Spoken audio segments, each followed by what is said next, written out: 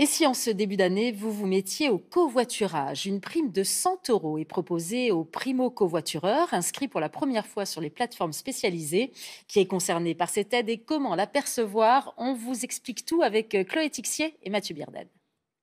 C'est une première pour cet automobiliste. Bonjour. Covoitureur. Victor. Ah oui, enchanté.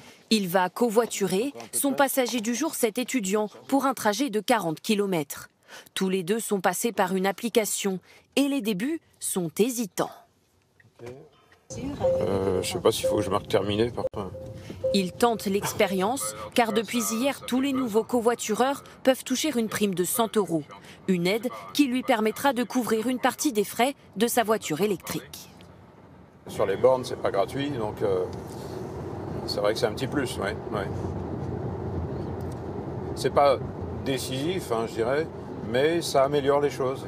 La prime est valable pour les trajets de moins de 80 km et ne sera pas versée en une seule fois.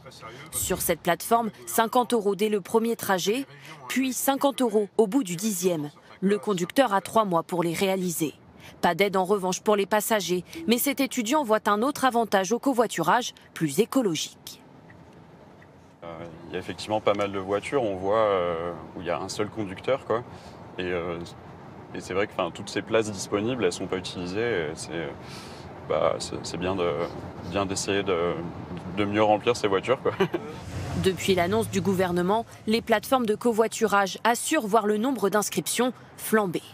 On constate déjà à peu près 10 fois plus de réservations sur cette semaine que sur une semaine classique. Donc on voit bien que cette prime crée déjà un effet effectivement d'engagement et d'incitation auprès des Français. Le gouvernement, lui, espère multiplier par 3 le nombre de trajets quotidiens en covoiturage pour atteindre 3 millions d'ici 2027.